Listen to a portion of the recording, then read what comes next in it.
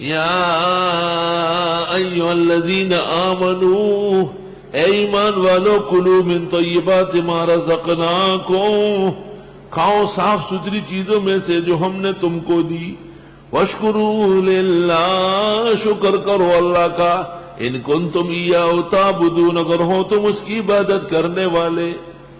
ایاک نعبد و ایاک نستعین، تو اس کا تقاضا کیا ہے؟ کلوا من طیبات ما رزقناکم، صاف ستھری چیزیں کھاؤ، صاف ستھرا کھاؤ گے تو اللہ کا شکر کا موقع ملے گا۔ واشکروا للہ، عبادت میں اخلاص آ جائے گا۔ ان کنتم ایاہ تعبدون، ناجائز سے منع کرنے کے ساتھ یہ ایک ضرورت تھی کہ ناجائز چیزوں کے اساس اور بنیادیں بتائی جائے۔ انما حرم علیکم المیتۃ، بے شک حرام کیا اللہ نے تم پر مردار، والدم، خون، ولحم الخنزیر، خنزیر کا گوشت، وما اہل بہ لغیر اللہ، اور جو نامزد کیا گیا اللہ کے سوا اور کسی کے نام۔ چار چیزیں ہو گئی۔ میتہ، ایک میتہ حقیقی ہے، جیسے شیر، چیتا، بھیڑیا، کتا، بلہ، گدھا، خچر، ذبح کر لیں گے تب بھی گوشت حلال نہیں ہوگا، اس کو کہتے ہیں میتہ حقیقیہ۔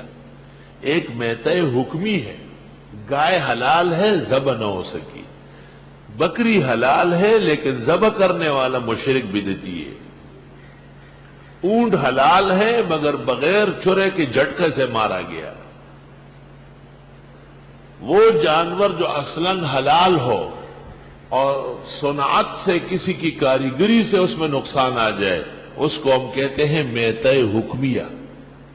تو اللہ نے تم پر حرام کر دیا مردار، خواہ حقیقی ہو یا حکمی ہو۔ والدم، اور خون، خون سے مراد بہتا ہوا خون۔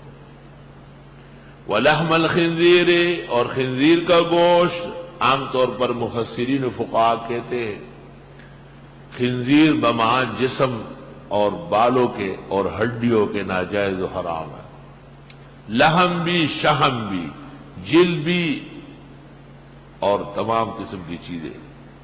بعض علماء نے کہا ہے کہ صرف لحم کی حرمت ہے اور بقیہ چیزیں ناپسندیدہ ہے۔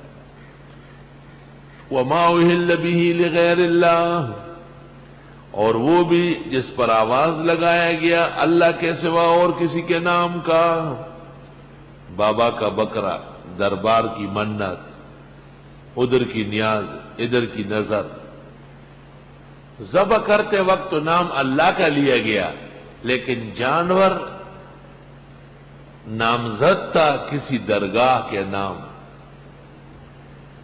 تو ہم کہتے ہیں کہ اس میں تقرب غیر اللہ کا مقصود ہے، ناجائز و حرام ہے۔